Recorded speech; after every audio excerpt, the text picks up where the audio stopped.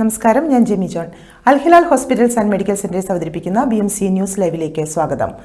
അംഗീകാര നിറവിൽ Bahrain passport international red dot design award 2024 Bahrain passport കരസ്ഥമാക്കിയത്. November 1 ബെർലിനിൽ നടക്കുന്ന ചടങ്ങിൽ അവാർഡ് സമ്മാനിക്കും. മികച്ച രൂപകൽപ്പനയും സുരക്ഷാ സവിശേഷതകളുമുള്ള ബഹ്റൈൻ പാസ്പോർട്ട് നിരവധി അംഗീകാരങ്ങളാണ് ഇതിനോടകം നേടിയത്. ബഹ്റൈൻ രാജാവിന്റെ നേതൃത്വത്തിന് കീഴിൽ മുന്നോട്ട് കുതിക്കുന്ന ബഹ്റൈനുള്ള അന്താരാഷ്ട്ര അംഗീകാരമാണ് ഈ നേട്ടമെന്ന് NBRA under secretary Sheikh Hisham bin Abdul Rahman Al Khalifa പറഞ്ഞു. പാസ്പോർട്ട് റെസിഡൻസ് അഫയേഴ്സ് സേവനങ്ങൾ വികസിപ്പിക്കുന്നതിനുള്ള സംരംഭങ്ങൾ നടപ്പിലാക്കുന്നതിൽ കിരീടാവകാശിയും പ്രധാനമന്ത്രിയുമായ his royal highness prince Salman bin Hamad Al ഖലീഫയുടെ നിർദ്ദേശങ്ങളെയും ഷെയ്ഖ് ഹിഷാം പ്രശംസിച്ചു. ബഹ്റൈനിൽ വേനൽക്കാലത്ത് ഉച്ചവിശ്രമ നിയമം നടപ്പാക്കിയതോടെ തൊഴിലിടങ്ങളിലെ പരിക്കുകൾ 60% കുറഞ്ഞതായി തൊഴിൽ മന്ത്രാലയത്തിലെ തൊഴിൽ സുരക്ഷാ പരിശോധന വിഭാഗം മേധാവി മുസ്തഫ അഖീൽ അസ്രൈഖ് പറഞ്ഞു. ജൂലൈ, ഓഗസ്റ്റ് മാസങ്ങളിൽ ഉച്ചയ്ക്ക് 12 മുതൽ വൈകിട്ട് 4 വരെ തുറസായ സ്ഥലങ്ങളിൽ തൊഴിലെടുക്കുന്നവർക്കാണ് നിയമം ബാധകമാവുക. 2007 മുതൽ നടപ്പാക്കി തുടങ്ങിയ നിയമം 2024 ആകുമ്പോഴേക്കും തൊഴിലിടങ്ങളിലെ അപകടങ്ങളും സൂര്യതാപം അടക്കമുള്ള അവസ്ഥകളും 60% കുറവ് വരുത്തിയിട്ടുണ്ട്. കഴിഞ്ഞ വർഷങ്ങളിൽ തൊഴിലിടങ്ങളിലെ അപകടങ്ങളിൽ 40% കുറവ് രേഖപ്പെടുത്തിയിരുന്നതായും അദ്ദേഹം പറഞ്ഞു. സൂര്യാഘാതം നേരിട്ടേൽക്കുന്ന ജോലി ചെയ്യുന്നവർ 2 മാസക്കാലം ഉച്ചയ്ക്ക് 12 മുതൽ 4 മണി വരെ ജോലിയിൽ നിന്ന് വിട്ടുനിൽക്കണം. ജൂലൈ 1 മുതൽ ഓഗസ്റ്റ് 31 വരെയാണ് നിയന്ത്രണം. ദുബായിൽ നിന്നും ബഹ്റൈനിൽ ഹ്രസ്വ സന്ദർശനത്തിനെത്തിയ മുതിർന്ന തമിഴ് മാധ്യമ പ്രവർത്തകനും സാമൂഹിക പ്രവർത്തകനുമായ ഖാൻ മുഹമ്മദ് ഹിദായത്തിന് ലൈറ്റ്സ് ഓഫ് കൈൻഡ്നസ് സ്വീകരണം നൽകി. ക്യാപിറ്റൽ ഗവർണറേറ്റ് 1-ാം ഡിസ്ട്രിക്ട് ബഹ്റൈൻ പാർലമെന്റ് അംഗം മുഹമ്മദ് ഹുസൈൻ ജനാഹി, BMC ചെയർമാനും മാനേജിംഗ് ഡയറക്ടറുമായ Francis Kaitharath, lights of kindness പ്രതിനിധികളായ സയ്യിദ് ഹനീഫ്, ഫസൽ ഉൽ റഹ്മാൻ, അഭ്യകാംക്ഷികളായ അൻവർ നിലമ്പൂർ എന്നിവരുടെ സാന്നിധ്യത്തിൽ ലൈറ്റ്സ് ഓഫ് കൈൻഡ്നസ് അദ്ദേഹത്തിന് കൈൻഡ്നസ് അവാർഡ് സമ്മാനിച്ചു. ഹ്രസ്വ സന്ദർശന വേളയിൽ അദ്ദേഹം BMC ഹെഡ് ഓഫീസ് സന്ദർശിക്കുകയും മനാമയിലെയും ഗുദേബിയിലെയും ലേബർ ക്യാമ്പുകളിൽ ലൈറ്റ്സ് ഓഫ് കൈൻഡ്നസ് നടത്തിയ ഭക്ഷണ സുരക്ഷാ സാമഗ്രികളുടെ വിതരണത്തിലും പങ്കെടുത്തു. പത്തേമാരി പ്രവാസി മലയാളി അസോസിയേഷന്റെ നേതൃത്വത്തിൽ മനാമ അൽഹിലാൽ മെഡിക്കൽ സെന്ററിൽ സൗജന്യ മെഡിക്കൽ ക്യാമ്പ് സംഘടിപ്പിച്ചു. 200-ലധികം ആളുകൾ പങ്കെടുത്ത camp Pathemari Bahrain chapter president Muhammad Eerakkal ഉദ്ഘാടനം നിർവഹിച്ചു. അൽഹിലാൽ മാർക്കറ്റിംഗ് ഹെഡ് ഉണ്ണികൃഷ്ണൻ സ്വാഗതവും marketing manager Noufal Salahuddin, association secretary Aneesh Malikamukku എന്നിവർ ആശംസയും അറിയിച്ചു. അൽഹിലാൽ മാനേജ്മെന്റിന് പത്തേമാരിയുടെ സ്നേഹോപഹാരം കൈമാറി. അസോസിയേഷൻ വൈസ് പ്രസിഡന്റുമാരായ അഷ്റഫ് കൊറ്റാടത്ത്, മായ അച്ചു, ജോയിന്റ് സെക്രട്ടറിമാരായ Ajman Kayamkulam, Lovely Shaji, charity coordinator Divin Kumar, media wing കോഓർഡിനേറ്റർമാരായ സത്യൻ പേരാമ്പ്ര, സുജേഷ് എണ്ണക്കാട്, എക്സിക്യൂട്ടീവ് അംഗങ്ങൾ, മറ്റ് അംഗങ്ങൾ എന്നിവർ ക്യാമ്പിന് നേതൃത്വം നൽകി. പത്തേമാരിയോടൊപ്പം മെഡിക്കൽ ക്യാമ്പിന് സഹകരിച്ച മനാമ അൽഹിലാൽ ഗ്രൂപ്പിനും പങ്കാളിത്തവും സഹകരണം കൊണ്ട് ക്യാമ്പ് വിജയമാക്കി തീർത്ത ഏവർക്കും പത്തേമാരി എക്സിക്യൂട്ടീവ് നന്ദി അറിയിച്ചു. പത്തേമാരി ബഹ്റൈൻ ചാപ്റ്ററിൽ അംഗമാകാൻ താൽപ്പര്യമുള്ളവർ 37263354 എന്ന നമ്പറിൽ ബന്ധപ്പെടാം എന്ന് സംഘാടകർ അറിയിച്ചു. ദീർഘകാലം ബഹ്റൈനിൽ ജോലി ചെയ്ത് പ്രവാസം മതിയാക്കി നാട്ടിലേക്ക് മടങ്ങുന്ന സമസ്ത ബഹ്റൈന്റെ സജീവ പ്രവർത്തകനും സമസ്ത ഹൂറ ഏരിയ ഭാരവാഹിയുമായ അബ്ദുൾ റഹ്മാൻ തുമ്പോളിക്ക് യാത്രയയപ്പ് നൽകി. ചടങ്ങിൽ സമസ്ത ബഹ്റൈൻ കേന്ദ്ര കമ്മിറ്റിയുടെ സ്നേഹോപഹാരം സമസ്ത ബഹ്റൈൻ കേന്ദ്ര ഏരിയ ജമിയത്തുൽ മുഅല്ലിമീൻ SKSSF നേതാക്കളുടെ സാന്നിധ്യത്തിൽ പ്രസിഡന്റ് സയ്യിദ് ഫഖ്റുദ്ദീൻ തങ്ങൾ കൈമാറി. ഒരു ഇടവേള.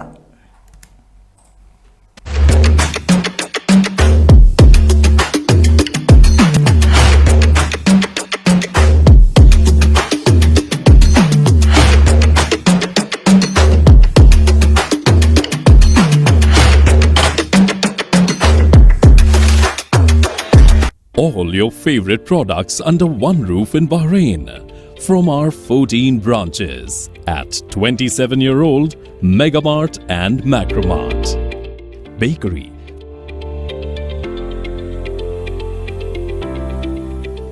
fresh meat and fish,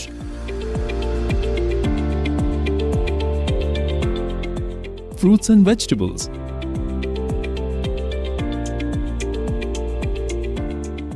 sweets and snacks, ready-to-eat foods,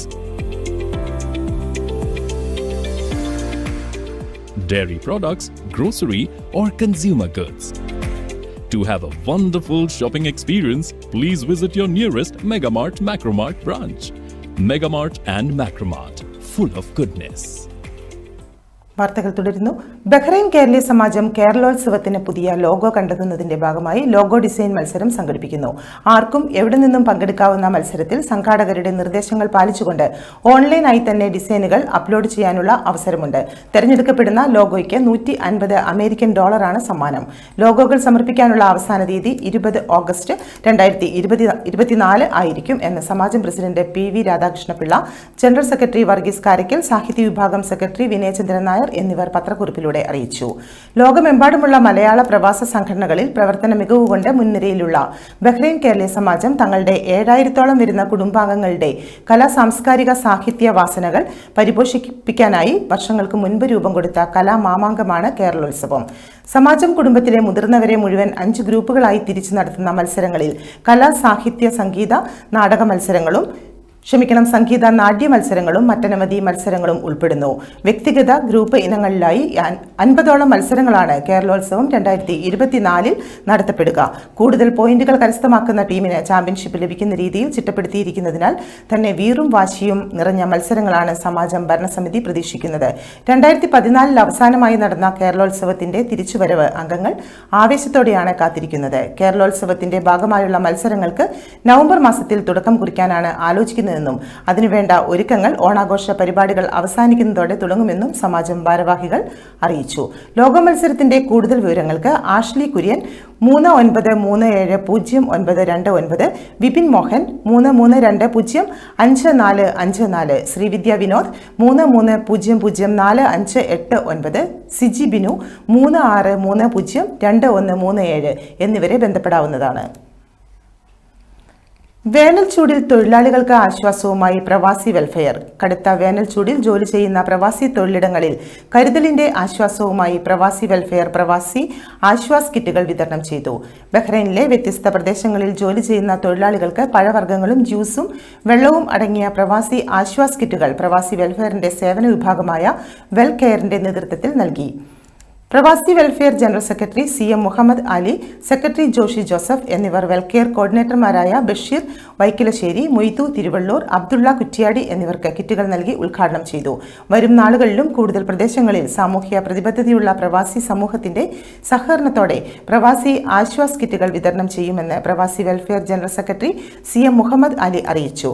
പ്രവാസി ആശ്വാസ കിറ്റുമായി സഹകരിക്കാൻ താൽപര്യമുള്ളവർക്ക് 35976986 അല്ലെങ്കിൽ 39132324 എന്നീ നമ്പറുകളിൽ ബന്ധപ്പെടാവുന്നതാണ്. ഇടവേളയ്ക്ക് ശേഷം മറ്റ് പ്രധാന വാർത്തകളിലേക്ക് തിരിച്ചെത്താം.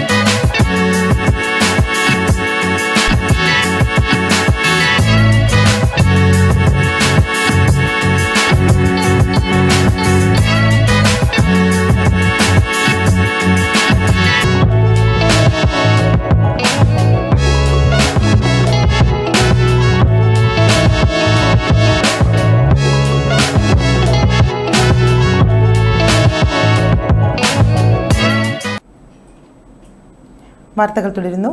മണിപ്പൂർ മുഖ്യമന്ത്രി ബീരൻ സിംഗുമായി ചർച്ച നടത്തി പ്രധാനമന്ത്രി നരേന്ദ്രമോദി. BJP മുഖ്യമന്ത്രിമാരുടെ യോഗത്തിനിടെയാണ് ചർച്ച നടന്നത്. സംസ്ഥാനത്തെ നിലവിലെ സ്ഥിതിഗതികൾ മുഖ്യമന്ത്രി പ്രധാനമന്ത്രിയെ ധരിപ്പിച്ചു. അമിത് ഷായും രാജ്നാഥ് സിംഗും ചർച്ചയിൽ പങ്കെടുത്തു. ഉദ്യോഗസ്ഥരെ ഒഴിവാക്കിയായിരുന്നു കൂടിക്കാഴ്ച. മണിപ്പൂർ സംഘർഷത്തിന് ശേഷമുള്ള ആദ്യ കൂടിക്കാഴ്ച 20 മിനിറ്റോളം നീണ്ടുനിന്നു. നേരത്തെ പ്രധാനമന്ത്രിയുമായി Catholic bishop conference of India കൂടിക്കാഴ്ച നടത്തിയിരുന്നു. മണിപ്പൂർ അടക്കമുള്ള വിഷയങ്ങൾ ഉന്നയിച്ചായിരുന്നു കൂടിക്കാഴ്ച. തങ്ങളുടെ ആശങ്കകൾ അറിയിച്ച CBCI സംഘം വ്യത്യസ്ത മന്ത്രാലയങ്ങളിൽ ക്രൈസ്തവ പ്രതിനിധികളെ ഉൾപ്പെടുത്തണമെന്ന് പ്രധാനമന്ത്രിക്ക് നൽകിയ കത്തിൽ ആവശ്യപ്പെട്ടു. ഇന്ത്യയുടെ വികസനത്തിൽ പങ്കാളികളായവരാണ് ക്രൈസ്തവ സമൂഹമെന്നും വിദ്യാഭ്യാസം, സാമൂഹ്യ പുരോഗതി തുടങ്ങിയ നിരവധി മേഖലകളിൽ നിസ്തുലമായ പങ്കുവഹിച്ചതും കത്തിൽ ചൂണ്ടിക്കാട്ടി. രാജ്യത്തിന്റെ വിവിധ ഭാഗങ്ങളിൽ ക്രൈസ്തവ വിശ്വാസികൾക്കെതിരെയും ആരാധനാലയങ്ങൾക്കെതിരെയും ആക്രമണങ്ങൾ നടക്കുന്നതിൽ CBCI ആശങ്ക രേഖപ്പെടുത്തി. RML ആശുപത്രിയിൽ നിന്നും പിരിച്ചുവിട്ട നഴ്സുമാരെ തിരികെ നിയമിക്കാൻ ഉത്തരവ്.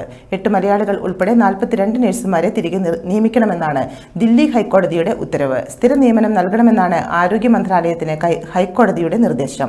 14 വർഷം കരാർ ജോലി ചെയ്തവരെയാണ് 2022 ആശുപത്രി പിരിച്ചുവിട്ടത്. കോവിഡ് കാലത്ത് അടക്കം ജോലി ചെയ്തവരെ ഒഴിവാക്കിയത് ന്യായമല്ലെന്ന് ഹൈക്കോടതി നിരീക്ഷിച്ചു. RMLൽ ഒഴിവില്ലെങ്കിൽ സഫ്ദർജംഗ്, ലേഡി ഹാർഡിംഗ് ഉൾപ്പെടെയുള്ള ആശുപത്രികളിൽ നിയമിക്കണമെന്നും കോടതി ഉത്തരവിട്ടു. Bengaluru cantonment Ernakulam junction special Vande Bharat എക്സ്പ്രസിന്റെ ബുക്കിംഗ് ആരംഭിച്ചു. കഴിഞ്ഞ ദിവസമാണ് എറണാകുളത്ത് നിന്ന് ബംഗളൂരുവിലേക്കുള്ള ബുക്കിംഗ് ആരംഭിച്ചത്. ചെയർ കാറിൽ ഭക്ഷണം ഉൾപ്പെടെ 1465 രൂപയും എക്സിക്യൂട്ടീവ് ചെയർ കാറിൽ 2945 രൂപയുമാണ് ടിക്കറ്റ് നിരക്ക്. ബംഗളൂരുവിൽ നിന്ന് എറണാകുളത്തേക്കുള്ള സർവീസിന്റെ ബുക്കിംഗ് ആരംഭിച്ചിട്ടില്ല. ബുധൻ, വെള്ളി, ഞായർ ദിവസങ്ങളിൽ ഉച്ചയ്ക്ക് 12:50 എറണാകുളത്ത് നിന്ന് പുറപ്പെട്ട് രാത്രി 10 ബംഗളൂരുവിലെത്തും. വ്യാഴം, ശനി, തിങ്കൾ ദിവസങ്ങളിൽ പുലർച്ചെ 5:30 ബംഗളൂരുവിൽ കന്റോൺമെന്റിൽ നിന്ന് പുറപ്പെട്ട് ഉച്ചകഴിഞ്ഞ് 2:20 എറണാകുളത്തെത്തും.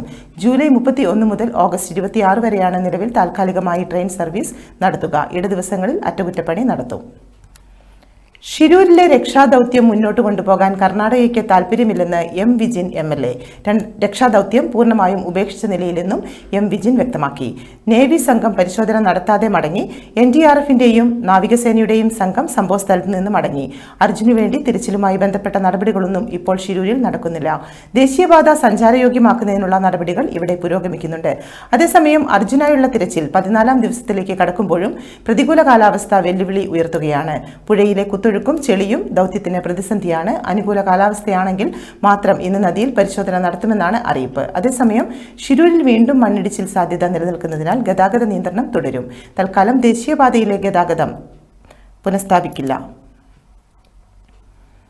വടക്കൻ ഛത്തീസ്ഗഡിന് മുകളിൽ ചക്രവാത ചുഴിയും വടക്കൻ കേരള തീരം മുതൽ തെക്കൻ ഗുജറാത്ത് തീരം വരെ ന്യൂനമർദ്ദപാത്തിയും സ്ഥിതി ചെയ്യുന്ന സാഹചര്യത്തിൽ വടക്കൻ കേരളത്തിലടക്കം 5 ദിവസം വ്യാപകമായി ഇടിമിന്നലോട് കൂടിയ മഴയ്ക്ക് സാധ്യത എന്ന് കാലാവസ്ഥാ നിരീക്ഷണ കേന്ദ്രം അറിയിച്ചു.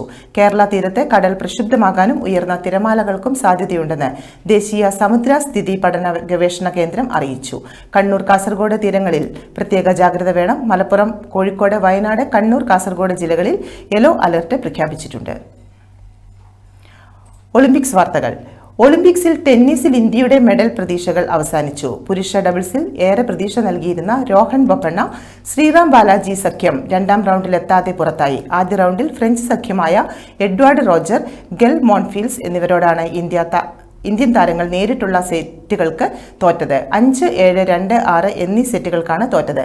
ഞായറാഴ്ച നടന്ന പുരുഷ സിംഗിൾസിൽ ഇന്ത്യൻ താരം സുമിത് നാഗലും ആദ്യ റൗണ്ടിൽ തോറ്റിരുന്നു. ടെന്നീസിലെ മറ്റൊരു ഇന്ത്യൻ മെഡൽ പ്രതീക്ഷയായിരുന്ന സുമിത് നാഗൽ ഫ്രഞ്ച് താരം കോറന്റീൻ മൗറ്ററ്റിനോടാണ് പുരുഷ സിംഗിൾസിൽ തോറ്റത്. 3 സെറ്റ് നീണ്ട പോരാട്ടത്തിലാണ് ഇന്ത്യൻ താരം തോൽവി സമ്മതിച്ചത്.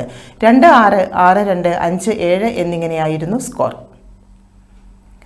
പാരീസ് ഒളിമ്പിക്സിന്റെ 3ാം ദിനം ഷൂട്ടിംഗ് റേഞ്ചിൽ ഇന്ത്യക്ക് തലനാരിഴയ്ക്ക് മെഡൽ നഷ്ടം. പുരുഷന്മാരുടെ 10 മീറ്റർ എയർ റൈഫിളിൽ മെഡൽ പോരാട്ടത്തിൽ മുന്നിലുണ്ടായിരുന്ന അർജുൻ ബബുതയ്ക്ക് ഒടുവിൽ നിരാശ. 208.4 പോയിന്റുമായി അർജുൻ 4ാം സ്ഥാനത്തായി. സ്റ്റേജ് 2ലെ 5ാം റൗണ്ടിൽ താരം പുറത്താവുകയായിരുന്നു. 5ാം റൗണ്ടിലെ 2ാം ഷോട്ടിൽ 9.5 പോയിന്റ് സ്കോർ ചെയ്യാനേ താരത്തിനായുള്ളൂ. പാരീസ് ഒളിമ്പിക്സിൽ മികച്ച പ്രകടനം തുടർന്ന് വെങ്കല മെഡൽ ജേതാവ് മനു ബാക്കർ. ഷൂട്ടിംഗിൽ 10 metre air pistol mixed team വിഭാഗത്തിൽ മനു ബാക്കർ സരബ്ജോത് സിംഗ് സഖ്യം വെങ്കല മെഡൽ പോരാട്ടത്തിന് യോഗ്യത നേടി. യോഗ്യതാ റൗണ്ടിൽ 580 പോയിന്റോടെ 3-ാം സ്ഥാനത്താണ് ഇന്ത്യൻ സഖ്യം ഫിനിഷ് ചെയ്തത്. ഈ വാർത്തയോടുകൂടി BMC ന്യൂസ് ലൈവിൽ മലയാളം വാർത്തകൾ പൂർണ്ണമാകുന്നു. ശുഭരാത്രി.